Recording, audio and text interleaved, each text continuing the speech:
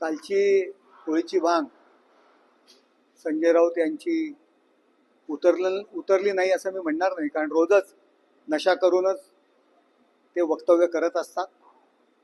पृथ्वीराज चव्हाण यांनी स्वतः या गोष्टीचा इन्कार केलेला आहे, त्यांनी नकार दिलेला आहे.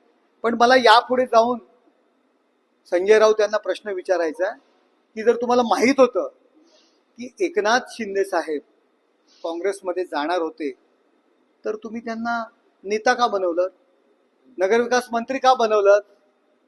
म्हणजे तुम्ही त्यांना घाबरत होतात का? उद्धव ठाकरे घाबरत होते?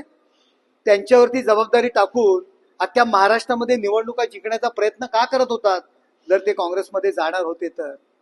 म्हणजे तुम्ही त्यांना त्यावेळी घाबरत होतात. त्यांची लोकप्रियता आहे लोकांमध्ये, एकनाथ शिंदे खूप लोकप्रिय आहेत हे तुम्ही मान्य केलं होतं, याचाच अर्थ होतो. अहो संजय राऊत, ज्या झाडाला ना फळं लागतात त्याच झाडावर लोक दगड मारतात.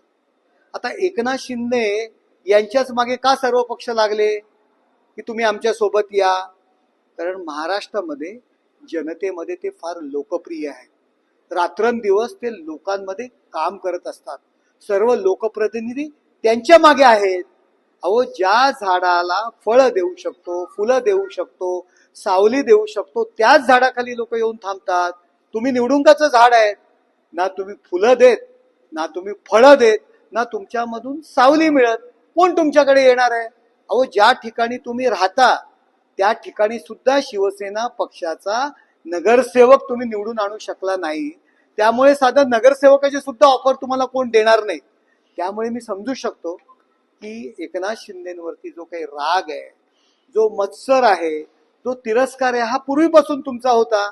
आणि त्या रागापोटी, त्या मत्सरापोटी आपण अशा पद्धतीचे वक्तव्य करतायत. पण आम्ही समजू शकतो की एकनाथ शिंदे साहेबांची जी की लोकप्रियता आहे असे आरोप करून तुम्ही मान्य करताय, याबद्दल मी तुमचा आभारी आहे. अजून देखील महायुतीमध्ये रुसवे फुगवे आदळ आटपट आहे असं देखील म्हणतात ते संजय राऊत. काही शक्य आहे, मात्र जी ऑफर दिली ती मुंगेंड किवारला तर नाही ना, असं देखील. अहो, एकनाथ शिंदेबद्दल टीका करणं, टिप्पणी करणं आणि माध्यमांमध्ये राहणं, याकरता हे सर्व गोष्टी सुरू आहेत. अमित भाईंवरती टीका करायची, त्यांच्याबद्दल अपशब्द बोलायचे आणि एकीकडे भाजप जवळ घेतो का हे प्रयत्न करायचे. हे भांग पिऊनच हे बोलतायत ना. अहो, अमित भाईंवरती रात्रंदिवस टीका करतात, ती भाजप यांना जवळ घेईल का? पण भांगेच्या नशेत ते करत असतात. टीका टिप्पणी केल्यानंतर त्यांच्याच लक्षात येतं मी काय बोललो, पुन्हा दुसऱ्या दिवशी नशा करून अशाच पद्धतीचे वक्तव्य करतात. त्यामुळे तिकडे लक्ष देण्याची गरज नाही. भगव्याशी काही संबंध नाहीये. त्यांच्या हाती जो झेंडा आहे तो भाजपचा झेंडा आहे. खरा भगवा जो आहे तो उद्धव ठाकरेंचा असं देखील. उद्धव ठाकरे यांच्या हाती भगवा झेंडा होता,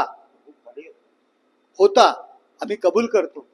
पण ज्या दिवशी सत्तेकरता सोनिया गांधी यांचं मंडलिकत्व त्यांनी पत्करलं, त्यांच्या उंबरठ्या बाहेर जाऊन बसले, त्याच दिवशी तो झेंडा त्यांच्या हातातून गेला.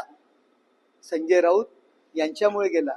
लोकसभा निवडणुकीमध्ये मुल्ला मौलवींना लाखो करोडो रुपये वाटून शिवसेनेला मतदान करण्याचं आवाहन केलं. त्यावेळी तो भगवा झेंडा कुठे गेला होता?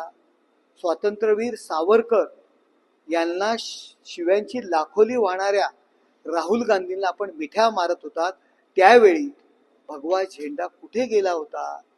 अहो, हिंदू हृदय सम्राट हे म्हणण्याकरता तुम्हाला लाज वाटत होती, त्यावेळी हा भगवा झेंडा कुठे गेला होता? अहो, काल परवा जेव्हा या महाराष्ट्रातून क्रूर औरंग्याचं स्मारक नष्ट करावं, या देशातील मुघलांची स्मारकं, इंग्रजांची स्मारकं ज्यांनी या देशावर आक्रमण केलेत की नष्ट करावे, हा मुद्दा ज्यावेळी मी संसदेत मांडला, दुसऱ्या दिवशी आपण त्या क्रूर औरंग्याची बाजू घेतली, त्यावेळी तुमच्या हातातला भगवा झेंडा कुठे गेला?